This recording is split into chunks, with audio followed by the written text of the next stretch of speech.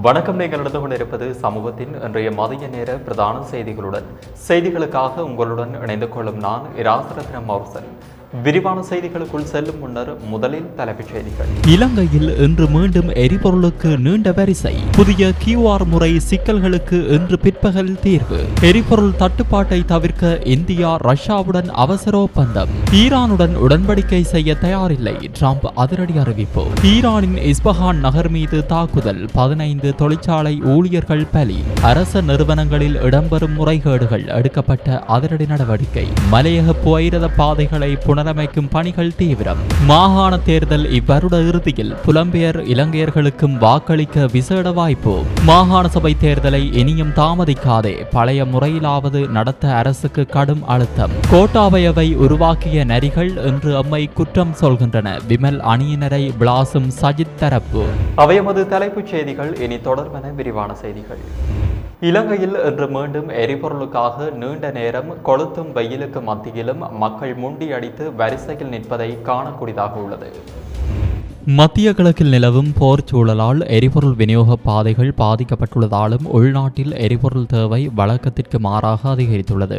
இதன் காரணமாக கையிருப்பில் உள்ள எரிபொருளை முறையாக நிர்வகிக்க அரசாங்கம் தீர்மானித்துள்ளது. குறிப்பாக எரிபொருளை சட்டவிரோதமாக சேமித்து வைக்கும் மாஃபியாக்களை கட்டுப்படுத்தி பொதுமக்களின் இயல்பு வாழ்க்கையை உறுதிப்படுத்துவதே இதன் நோக்கமாகும். இதன்படி இன்று காலை 6 மணி முதல் QR குறியீடு இன்றி எந்தவொரு எரிபொருள் நிரப்பு நிலையத்திலும் எரிபொருள் விநியோகிக்கப்பட மாட்டாது என அறிவிக்கப்பட்டுள்ளது. அதற்கமைய QR குறியீட்டை பெற்றுக்கொள்ளும் முறை தொடர்பிலும் பொதுமக்கள் தெளிவுபடுத்தப்பட்டுள்ளனர்.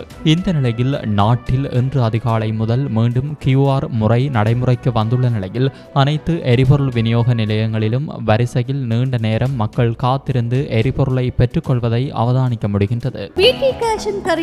சூப்பர் ஸ்டோரின் கல்யாணி அன்னபூரணி பிராண்டில் அன்றாட வாழ்க்கையின் அனைத்து பொருட்களையும் ஒரே இடத்தில் பெற்றுக்கொள்ள தேசிய எரிபொருள் அனுமதி பத்திர முறைமை மீண்டும் அமல்படுத்தப்பட்டுள்ள நிலையில் அதில் பொதுமக்கள் எதிர்கொள்ளும் சிக்கல்களுக்கு விரைவான தீர்வுகளை வழங்க நடவடிக்கை எடுக்கப்பட்டுள்ளதாக அரசாங்க தகவல் பணிப்பாளர் நாயகம் தெரிவித்துள்ளார். ஏற்கனவே QR குறியீட்டை பெற்றிருந்த மற்றும் தற்போதும் அதே வாகனம் மற்றும் அதே தொலைபேசி இலக்கங்களை பயன்படுத்தும் நபர்கள் எவ்வித சிக்கலுமின்றி தமது புதிய QR குறியீட்டை புதுப்பித்துக் கொள்ள முடியும் என அறிவிக்கப்பட்டுள்ளது. தமது வாகனங்கள் அல்லது தொலைபேசி இலக்கங்களை மாற்றியுள்ளவர்கள் மற்றும் புதிய வாகனங்களை கொள்வனவு செய்தவர்கள் எதிர்கொள்ளும் தொழில்நுட்ப ரீதியான பிரச்சினைகள் அடையாளம் காணப்பட்டுள்ளன. அவற்றை மிக விரைவாக தீர்ப்பதற்கான நடவடிக்கைகள் தற்போது முன்னெடுக்கப்பட்டு வருகின்றன. அத்தியாவசிய சேவைகள் மற்றும் விவசாய நடவடிக்கைகளுக்கான எரிபொருள் விநியோகம் உள்ளிட்ட விசேட விடயங்கள் தொடர்பில் இன்று பிற்பகல் முக்கிய தீர்மானங்கள் எடுக்கப்பட உள்ளன. இன்றைய தினத்திற்குள்ளேயே அவற்றுக்கான உரிய தீர்வுகளை வழங்கவும் அரசாங்கம் திட்டமிட்டுள்ளது. நாட்டில் எரிபொருள் விநியோகம் எவ்வித தடையுமின்றி வழமை போல நடைபெற்று வருவதாக பெட்ரோலிய விநியோகஸ்தர்கள் சங்கம் தெரிவித்துள்ளது. தற்போது எரிபொருள் விநியோகத்தில் எவ்வித பிரச்சனையும் இல்லை என பெட்ரோலிய விநியோகஸ்தர்கள் சங்கத்தின் பதில் தலைவர் குசும் சந்தநாயக்க தெரிவித்துள்ளார். இருப்பினும் நாட்டில் உள்ள அனைத்து தனியார் எரிபொருள் விநியோக நிறுவனங்களும் தற்போது விநியோகத்தை ஓரளவுக்கு கட்டுப்படுத்தியுள்ளதாக எரிபொருள் நிலைய உரிமையாளர்கள் சங்கம் சுட்டிக்காட்டியுள்ளது. தனியார் விநியோகஸ்தர்கள் முறையான எரிபொருள் இருப்புகளை பராமரிக்க தவறியதே இந்த விநியோக கட்டுப்பாட்டிற்கு காரணம் என எரிபொருள் நிலைய உரிமையாளர்கள் தெரிவித்துள்ளனர். இது குறித்து இலங்கை பெட்ரோலிய கூட்டு தாபனத்தின் நிர்வாக பணிப்பாளர் மயூர நெத்திகுமார கருத்து தெரிவிக்கையில், அடுத்த மாத இறுதி வரை போதுமான அளவு டீசல் இருப்பு நிறுவனத்திடம் உள்ளதாக குறிப்பிட்டுள்ளார். சில நிறுவனங்கள் டீசல் கொள்வனவுக்கான முன்பதிவுகளை கட்டுப்படுத்தி இருப்பது குறித்து விரிவாக கலந்துரையாடி தீர்வு எட்டப்படும் என்றும் அவர் மேலும் தெரிவித்தார். எரிபொருள் தட்டுப்பாட்டை தவிர்க்க இந்தியா மற்றும் ரஷ்யாவுடன் அவசர ஒப்பந்தம் செய்து கொள்ள அமைச்சரவை அனுமதி கோரப்பட்டுள்ளது. மத்திய கிழக்கில் நிலவும் போர் சூழலால் உலகளாவிய எரிபொருள் விநியோக சங்கிலி பாதிக்கப்பட்டுள்ளதை கருத்தில் கொண்டு எதிர்வரும் ஏப்ரல் மற்றும் மே மாதங்களுக்கு தேவையான எரிபொருளை பெற்றுக்கொள்ள இந்தியா மற்றும் ரஷ்யாவுடன் நேரடி ராஜதந்திர பேச்சுவார்த்தைகளை இலங்கை முன்னெடுத்துள்ளது. இதன்போது வழமையான கேள்வி பத்திர நடைமுறைகளை தவிர்த்து அரசாங்கங்களுக்கு இடையிலான உடன்படிக்கையின் கீழ் இந்த எரிபொருள் கொள்வனவை முன்னெடுக்க தீர்மானிக்கப்பட்டுள்ளதாக வெளிநாட்டு அலுவல்கள் அமைச்சர் விஜிதஹேர தெரிவித்துள்ளார். இந்த நிலையில் இலங்கையின் கோரிக்கைகளுக்கு இந்தியாவும் ரஷ்யாவும் சாதகமான பதிலை வழங்கியுள்ளதாக அமைச்சர் குறிப்பிட்டுள்ளார். இதேவேளை ரஷ்யாவுடனான கொடுக்கல் வாங்கல்களை எந்த நாணய அலகில் மேற்கொள்வது என்பது குறித்து தற்போது ஆராயப்பட்டு வருகிறது. யுக்ரைன் போருக்கு பின்னர் ரஷ்யாவின் டாலர் கணக்குகள் முடக்கப்பட்டுள்ளதால் தேசிய நாணய அலகுகளில் வர்த்தகத்தை மேற்கொள்ள ரஷ்யா முன்னுரிமை அளித்து வருகிறது என்பது குறிப்பிடத்தக்கது. ஈரானுடன் உடன்படிக்கை செய்து கொள்வதற்கு தாம் தயாராக இல்லை என அமெரிக்க ஜனாதிபதி டொனால்ட் ட்ரம்ப் தெரிவித்துள்ளார். அமெரிக்க ஊடக நிறுவனம் ஒன்றுக்கு வழங்கிய நேர்காணலில் ஈரானுக்கு உடன்படிக்கை செய்து கொள்ளும் தேவை உள்ள போதிலும் அதற்கான நிபந்தனைகள் இன்னும் போதுமானதாக இல்லாததால் தாம் தற்போது அதை செய்ய விரும்பவில்லை என்று கூறியுள்ளார். அந்த நிபந்தனைகள் எவை என்பதை கூற மறுத்த ட்ரம்ப் ஈரானின் அணுசக்தி அபிலாஷைகளை முற்றாக கைவிடும் அர்ப்பணிப்பு அந்த உடன்படிக்கையின் ஒரு பகுதியாக இருக்கும் என்று மட்டும் குறிப்பிட்டார். அதேவேளை ஹோர்முஸ் நீரிணையை பாதுகாப்பதற்கு உதவுவதற்கு சில நாடுகள் முன்வந்துள்ள போதிலும் அந்த நாடுகளின் பெயர்களை குறிப்பிட அவர் மறுத்துவிட்டார். ஈரானின் எண்ணெய் ஏற்றுமதியில் முக்கிய மையமான கார்க் தீவை அமெரிக்கா முழுமையாக அளித்துள்ளதாக தெரிவித்த ட்ரம்ப் வேடிக்கைக்காக அமெரிக்கா இன்னும் சில தடவைகள் அந்த இடத்தை தாக்கக்கூடும் என்றும் இதன்போது கூறியுள்ளார். யாழ்ப்பாணத்தில் அதிஉயர்ந்த மற்றும் நவீன வசதிகளுடனான டில்கோ ப்ளூ ஓஷன் நிறுவனத்தின் மூலம் வழங்கும் யாழ் ராயல் பேலஸ். ஈரானின் இஸ்பஹான் நகரில் நடத்தப்பட்ட தாக்குதலில் தொழிற்சாலை ஊழியர்கள் 15 பேர் உயிரிழந்துள்ளதுடன் மேலும் பலர் காயமடைந்துள்ளதாக தெரிவிக்கப்படுகிறது. குளிர்சாதன பெட்டிகள் மற்றும் வெப்ப மூட்டிகளை தயாரிக்கும் சிவில் தொழிற்சாலை ஒன்றின் மீதே இந்த தாக்குதல் நடத்தப்பட்டுள்ளது. நாட்டின் மத்திய பகுதியில் அமைந்துள்ள மிக முக்கியமான நகரமான இஸ்பஹானில் இராணுவ மற்றும் சிவில் ஆகிய இரு துறைகளுக்கும் சொந்தமான தொழிற்சாலைகளும் ஈரானின் மிக முக்கியமான பல அணுசக்தி நிலையங்களும் அமைந்துள்ளன. இஸ்பஹான் தவிர தெஹ்ரான், தப்ரீஸ், பண்டார் அப்பாஸ் மற்றும் கர்மான் மாகாணத்தின் சிரிஜான் ஆகிய நகரங்கள் மீதும் தாக்குதல்கள் நடத்தப்பட்டுள்ளதாக தகவல்கள் தெரிவிக்கின்றன. போர் தொடங்கியதிலிருந்து இஸ்பஹான் நகரம் இவ்வாறான தாக்குதல் நடவடிக்கைகளின் முக்கிய மையமாக மாறியுள்ளது. அரச நிறுவனங்களில் இடம்பெறும் முறைகேடுகள் குறித்து முதற்கட்ட விசாரணைகளை மேற்கொள்வதற்காக புதிய விசாரணை அதிகாரிகளின் குழு ஒன்றை அமைப்பதற்கு நடவடிக்கை எடுக்கப்பட்டுள்ளது. இதற்காக கோரப்பட்ட விண்ணப்பங்களில் இருந்து தகுதியான 150 அதிகாரிகள் முதற்கட்டமாக தெரிவு செய்யப்பட்டு இந்த விசேட குழுவில் இணைக்கப்பட உள்ளதாக பொது நிர்வாக மாகாண சபைகள் மற்றும் உள்ளூராட்சி அமைச்சு தெரிவித்துள்ளது. தெரிவு செய்யப்பட்ட இந்த 150 அதிகாரிகளும் தலா 50 பேர் கொண்ட 3 குழுக்களாக பிரிக்கப்பட்டு 14 நாட்கள் கொண்ட விசேட பயிற்சி திட்டங்களுக்கு உட்படுத்தப்பட உள்ளனர். அரச சேவைக்குள் முறையான பயிற்சி பெற்ற விசாரணை அதிகாரிகளை உருவாக்குவதும் வெளி நிறுவனங்களில் இருந்து அமைச்சின் விசாரணை பிரிவுக்கு வரும் கோரிக்கைகளை திறம்பட கையாள்வதும் இதன் முக்கிய நோக்கமாகும். இதன் மூலம் அரச நிறுவனங்களின் வெளிப்படைத்தன்மை மற்றும் ஒழுக்க கட்டுப்பாட்டை உறுதிப்படுத்த முடியும் என எதிர்பார்க்கப்படுகிறது. மலையக போயிரத மார்க்கத்தில் கண்டி முதல் பதுளை வரையிலான தண்டபாலங்களை புனரமைக்கும் பணிகள் போயிரத ஊழியர்களால் மிக வேகமாக முன்னெடுக்கப்பட்டு வருகின்றன. கடந்த டிசம்பர் மாதம் 27ஆம் தேதி ஏற்பட்ட இயற்கை அனர்த்தம் காரணமாக மலையக போயிரத மார்க்கத்தின் பல இடங்களில் மண் சரிவு மற்றும் தண்டவாளங்கள் தாளிறக்கம் போன்ற பாதிப்புகள் ஏற்பட்டன. இதனால் கடந்த சில மாதங்களாக இப்பகுதியிலான போயிரத போக்குவரத்து பெரிதும் பாதிக்கப்பட்டிருந்தது. கண்டி உலப்பனை கண்டியின் நுழைவாயில் பகுதியில் உள்ள யக்கா இரும்பு பாலம் முதல் உலப்பனை வரையிலான தண்டவாள தாழ் இறக்கங்கள் சீர் செய்யப்படுகின்றன மற்றும் நாவலப்பட்டி ஹட்டன் இப்பகுதிகளில் சரிந்து விழுந்த மண் திட்டுகள் அகற்றப்பட்டு வீதிகள் சுத்திகரிக்கப்படுகின்றன மற்றும் ஹட்டன் பெரகும்புர ஹட்டன் முதல் கொட்டஹலை தலவாக்கலை வட்டஹொட கிரேட் வெஸ்டர்ன் உடரதல்ல நானுவோயா மற்றும் பெருகும்புர வரையிலான பகுதிகளில் சேதமடைந்த பாதைகள் வெகுவாக செப்பனிடப்பட்டுள்ளன. புனரமைப்பு பணிகள் முழுமையாக நிறைவடைந்த பின்னரே மலையக மார்க்கத்திலான போயிரத சேவைகள் மீண்டும் ஆரம்பிக்கப்படும் என நாவலப்பட்டி போயிரத நிலைய அதிகாரி ஒருவர் தெரிவித்தார். நீண்டகாலமாக ஒத்திவைக்கப்பட்டுள்ள மாகாண சபை தேர்தலை இவ்வருட இறுதிக்குள் நடத்துவதற்கு அரசு தீர்மானித்துள்ளது.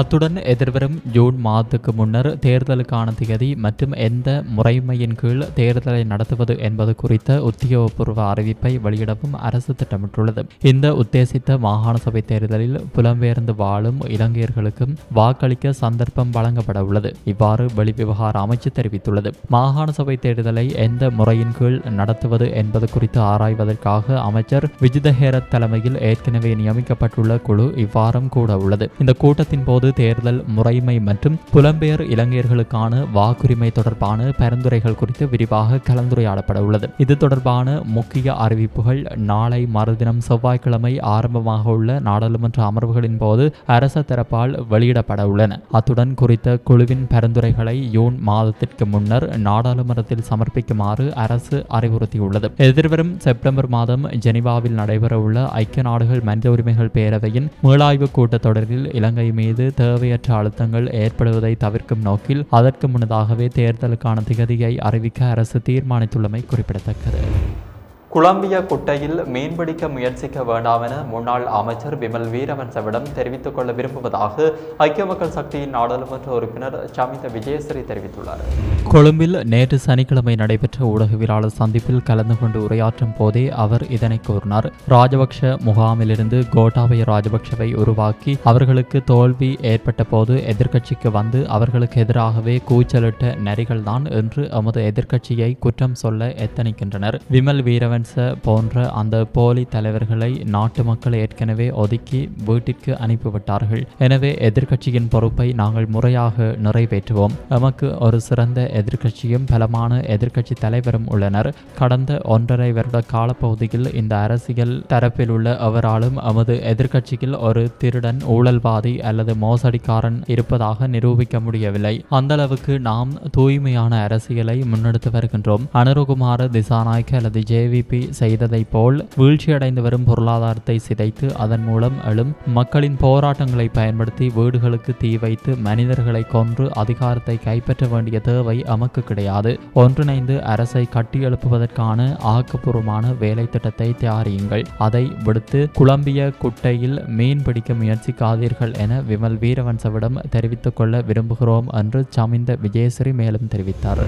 எதிர்க்கட்சி தலைவர் சஜித் பிரேமதாச நாடாளுமன்றத்தில் ஆற்றிய உரைகள் மற்றும் அவரது அண்மைக்கால செயல்பாடுகள் சமூக வலைதளங்களில் பெரும் கேலிக்குரியதாக மாறியுள்ளது என்று நகர அபிவிருத்தி பிரதி அமைச்சர் எரங்க குணசேகர தெரிவித்தார். ஊடகங்களுக்கு கருத்து தெரிவித்த போதே அவர் இதனை குறிப்பிட்டார்.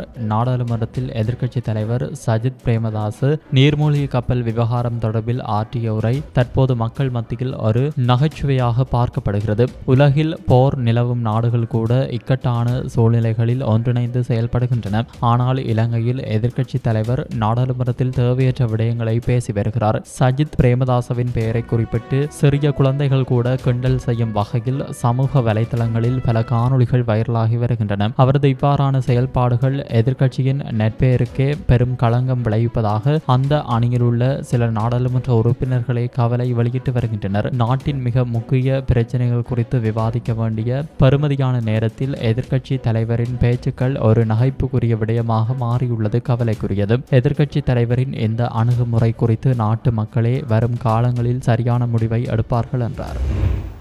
இலங்கையில் நீண்ட காலமாக ஒத்திவைக்கப்பட்டுள்ள மாகாண சபை தேர்தலை இனியும் தாமதப்படுத்தாமல் தேவை ஏற்படின் பழைய தேர்தல் முறையிலாவது உடனடியாக நடத்துவதற்கு அரசு நடவடிக்கை எடுக்க வேண்டும் என அரசியல் கட்சிகளும் சிவில் சமூக அமைப்புகளும் ஒருமித்த குரலில் வலியுறுத்தியுள்ளன. வாக்குரிமை என்பது மக்களின் அடிப்படை உரிமை. மாகாண சபை தேர்தல் நடத்தப்படாவிட்டால் அந்த சமூகத்தில் சர்வஜன வாக்குரிமை முறையாக செயல்படுத்தப்படவில்லை என்றே அர்த்தம். புதிய தேர்தல் முறையை சீரமைக்கும் வரை தேர்தலை நடத்த மாட்டோம் என்று கூறுவது நியாயமான வாதமல்ல. முன்னாள் நாடாளுமன்ற உறுப்பினர் சுமந்திரன் மற்றும் தற்போது சாணக்கியன் ராசமாணிக்கம் ஆகியோர் நாடாளுமன்றத்தில் முன்வைத்துள்ள தனிநபர் பிரேரணையை அரசு தனது சொந்த பிரச்சனையாக ஏற்றுக்கொண்டால் மிக குறுகிய காலத்தில் பழைய முறையிலேயே தேர்தலை நடத்தி முடிக்க முடியும். அவ்வாறு செய்யாமல் குழுக்களை நியமித்து காலத்தை கடத்துவது தேர்தலை நடத்தாமல் இருப்பதற்கான ஒரு வழியாகவே அமையும். இவ்வாறு முன்னாள் அமைச்சர் பேராசிரியர் GL பீரிஸ் தெரிவித்துள்ளார். உண்மையிலேயே மாகாண சபை தேர்தலை நடத்த வேண்டும் என்ற எண்ணம் இருந்தால் அதனை பழைய முறையிலேயே நடத்த வேண்டும். புதிய முறையின் கீழ் தேர்தல் நடத்தப்படும் என்று கூறிக்கொண்டிருந்தால் அது மறு அறிவித்தல் வரை காலம் தாழ்த்தப்படுவதற்கே வழிவகுக்கும் என்று பெப்ரல் அமைப்பின் நிறைவேற்று அதிகாரி ரோஹன ஹெட்டியாராய்ச்சி தெரிவித்தார். குழுக்கள் என்பவை வரும் அறிக்கைகளை தயாரிப்பதோடு தமது பணியை விசாரணை முடித்துக் கொள்கின்றன. கடந்த அரசிடமும் தற்போதைய அரசிடமும் நாம் பல பரிந்துரைகளை முன்வைத்துள்ளோம். மாகாண சபை முறையை அரசு அதிகாரிகள் வெள்ளை யானை என விமர்சிக்கின்றனர். ஆனால் மக்களின் அன்றாட தேவைகளுடன் நேரடியாக தொடர்புடைய இந்த அதிகாரம் முறையாக செயல்படுத்தப்பட வேண்டும் என்று முன்னாள் தேர்தல் ஆணையாளர் நாயகம் சமன் ரத்நாயக்க தெரிவித்துள்ளார். அரசமைப்பின் 13வது திருத்தத்தின் கீழ் வழங்கப்பட்டுள்ள அதிகாரங்கள் மக்களின் பிறப்பு முதல் இறப்பு வரை மிக முக்கியமானவை. எனவே ஒரு முழுமையற்ற ஜனநாயக சூழலை தவிர்ப்பதற்கு அரசு உடனடியாக தேர்தலை நடத்த முன்வர வேண்டும் என்று அரசியல் கட்சிகள் மற்றும் சிவில் அமைப்புகளின் முக்கியஸ்தர்கள் வலியுறுத்தியுள்ளனர். மாகாண சபை தேர்தல் நடத்தப்படாமல் கடந்த 9 ஆண்டுகளாக நாட்டு மக்களின் அடிப்படை உரிமை மறுக்கப்பட்டுள்ளமை அநியாயமான செயலாகும். குறிப்பாக வடக்கு மற்றும் கிழக்கு மாகாண மக்கள் தமக்கான ஆட்சி அதிகாரத்தை கோரி நீண்ட காலமாக போராடி வருகின்றனர். அந்த உரிமையை அவர்களுக்கு வழங்குவதை நாம் ஒரு கடமையாக கருத வேண்டும் என்று முன்னாள் சபாநாயகர் கரு ஜெயசூரிய தெரிவித்துள்ளார். இலங்கையின் வடக்கு மற்றும் கிழக்கு மாகாணங்களில் முதலீடுகளை மேற்கொள்ளவும் சீன சுற்றுலா பயணிகளை அங்கு ஈர்க்கவும் சீனா மிகுந்த ஆர்வத்துடன் இருப்பதாக இலங்கைக்கான சீன தூதுவர் கி சென்ஹாங் தெரிவித்துள்ளார். இது தொடர்பில் ஊடகங்களிடம் பேசிய அவர் மேலும் கூறுகையில், தமிழ் மக்கள் சீனர்களுக்கு எதிரானவர்கள் என்ற ஒரு பிம்பம் திட்டமிட்டு கட்டமைக்கப்பட்டுள்ளது. நான் பலமுறை வடக்கு கிழக்கு மாகாணங்களுக்கு சென்றுள்ளேன். அங்கு வாழும் மக்கள் மிகவும் அன்பானவர்கள் மற்றும் விருந்தோம்பல் பண்பு மிக்கவர்கள் என்பதை நேரில் கண்டேன். இவ்வாறான வரலாற்று ரீதியான அச்சங்கள் மற்றும் தவறான அபிப்பிராயங்கள் மாற்றப்பட வேண்டும். மக்கள் மத்தியில் மனமாற்றம் ஏற்பட்டால் பல விடயங்களை எளிதாக சாதிக்க முடியும்.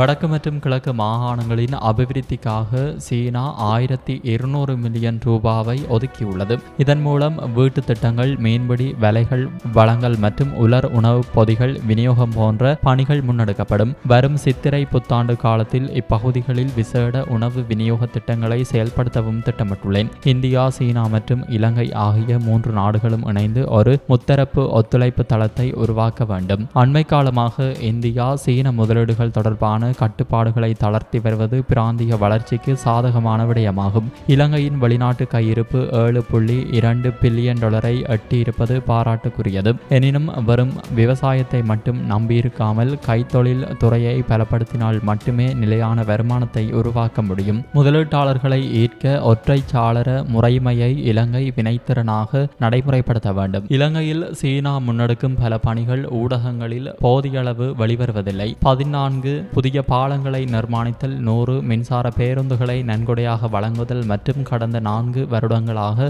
$15 மில்லியன் பெறுமதியிலான பாடசாலை சீருடை துணிகளை வழங்குதல் போன்றவற்றை சீனா செய்து வருகிறது. அத்துடன் இலவச கண் சிகிச்சை முகாம்கள் மற்றும் கல்லீரல் மாற்று அறுவை சிகிச்சைக்கான விசேட மருத்துவ வாகனத்தையும் சீனா வழங்கியுள்ளது என்று சீன தூதுவர் சுட்டிக்காட்டியுள்ளார். போதைப்பொருள் கடத்தல் மூலம் சட்டவிரோதமான முறையில் சொத்துக்களை ஈட்டியமை தொடர்பில் சட்டவிரோத சொத்துக்கள் விசாரணை பிரிவினருக்கு கிடைத்த முறைப்பாட்டிற்கு அமைய விசாரணைகள் ஆரம்பிக்கப்பட்டுள்ளன. அதன்படி போதைப்பொருள் கடத்தல்காரர் ஒருவர் சட்டவிரோத பணத்தை பயன்படுத்தி தனது மனைவியின் பெயரில் வாங்கிய 155 லட்சம் ரூபாய் பெறுமதியிலான கார் ஒன்று பண மோசடி தடுப்புச் சட்டத்தின் கீழ் முடக்கப்பட்டது. பின்னர் கொழும்பு மேல் நீதிமன்றத்தினால் அந்த உத்தரவு நீடிக்கப்பட்டது. இந்த சம்பவம் தொடர்பில் சந்தேக நபரான அந்த பெண் கைது செய்யப்பட்டு கொழும்பு பிரதம நீதவான் நீதிமன்றத்தில் முன்னிலைப்படுத்தப்பட்டார். அவரிடம் நடத்தப்பட்ட மேலதிக விசாரணைகளின் அடிப்படையில் ஜா எல போலீஸ் பிரிவுக்குட்பட்ட வெலிகம்பட்டிய பகுதியில் அந்த பெண்ணின் பெயரில் வாங்கப்பட்ட சுமார் 400 லட்சம் ரூபாய் பெறுமதியிலான 3 மாடி வீட்டையும் காணியையும் இம்மாதம் 13ஆம் தேதி முதல் 7 நாட்களுக்கு முடக்குவதற்கு உத்தரவிடப்பட்டுள்ளது. சட்டவிரோத சொத்துக்கள் விசாரணை பிரிவினர் இது தொடர்பான மேலதிக விசாரணைகளை முன்னெடுத்து வருகின்றனர். யாழ்ப்பாணம் சுன்னாகம் போலீஸ் பிரிவுக்குட்பட்ட கட்டுவன் முனியப்பர் கோவிலுக்கு அண்மித்த பகுதியில் வைத்து 3 சட்டவிரோத போதைப் பொருளுடன் நேற்றைய தினம் கைது செய்யப்பட்டனர். இதன்போது ஒருவரிடமிருந்து வாளும் மற்றைய இருவரிடமிருந்து ஐஸ் போதைப் பொருளும் மீட்கப்பட்டது. ஒருவரிடமிருந்து 2 கிராம் 340 மில்லிகிராம் ஐஸும் மற்றவரிடமிருந்து 2 கிராம் 220 மில்லிகிராம் ஐஸும் மீட்கப்பட்டது. யாழ்ப்பாணம் மாவட்ட சிரேஷ்ட போலீஸ் அத்தியட்சகரின் கீழ் இயங்கும் போலீஸ் புலனாய்வு பிரிவினருக்கு கிடைத்த ரகசிய தகவலின் அடிப்படையில் சுன்னாகம் போலீஸ் நிலைய பொறுப்பதிகாரியின் கீழ் இயங்கும் போலீஸ் குழுவினரால் இந்த கைது நடவடிக்கை முன்னெடுக்கப்பட்டது. விசாரணைகளின் பின்னர் அவர்களை நீதிமன்றத்தில் முற்படுத்துவதற்கான நடவடிக்கைகளை போலீசார் மேற்கொண்டு வருகின்றனர். இத்துடன் சமூகத்தின் மதிய நேர பிரதான செய்திகள் நிறைவடைகின்றன. தொடர்ந்தும் சமூகத்துடன் இணைந்திருங்கள். நன்றி, வணக்கம். எமது RIP பேச்சுக்கு கிடைத்த மரண அறிவித்தல்கள். முல்லைத்தீவு புதுக்குடியிருப்பு 7ஆம் வட்டாரத்தை பிறப்பிடமாகவும் 9ஆம் வட்டாரத்தை வதிவிடமாகவும் கொண்டிருந்த திரு சிவபிரகாசம் ஆனந்தராஜா அவர்கள் 14/3/2026 சனிக்கிழமை அன்று காலமானார். மட்டக்களப்பு குருமன்வழியை பிறப்பிடமாகவும் மண்டோர் வேத்துச்சேனையை வதிவிடமாகவும் கொண்டிருந்த திரு சீனித்தம்பி ஏகாம்பரம் அவர்கள் 14/3/2026 சனிக்கிழமை அன்று இறைபதம் எய்தினார். கொட்டகல கிறிஸ்லஸ் ஃபார்ம் தோட்டத்தை பிறப்பிடமாகவும் வதிவிடமாகவும் கொண்டிருந்த திரு பொன்னையா முத்து அவர்கள் 14/3/2026 சனிக்கிழமை அன்று இறைவனடி சேர்ந்தார். யாழ்ப்பாணம் நெடுந்தீவை புறப்படமாகவும் ஊர்காவற்துறையை வதிவிடமாகவும் கொண்டிருந்த திருமதி நடராசா வள்ளியம்மை அவர்கள் 14/3/2026 சனிக்கிழமை அன்று காலமானார். மேலே அறிவிக்கப்பட்ட அனைத்து மரண அறிவித்தல் இறுதிக்கிரியை பற்றிய தகவல்களை அறிந்து கொள்ள ரிப் பேஜை பார்வையிடுங்கள். இதற்கான லிங்க் கீழிருக்கும் டிஸ்கிரிப்ஷனில் பார்வையிடலாம். இது போன்ற செய்திகளை தெரிந்து கொள்ள சமூகம் நியூஸ் சேனலை சப்ஸ்கிரைப் செய்து அருகில் உள்ள பெல் பட்டனை கிளிக் செய்யுங்கள். மேலும் இது போன்ற செய்திகளை உடனுக்குடன் தெரிந்து கொள்ள சமூகமீடியா.com என்ற இணையதளத்தின் வாயிலாகவும் எங்களுடன் இணைந்திருங்கள்.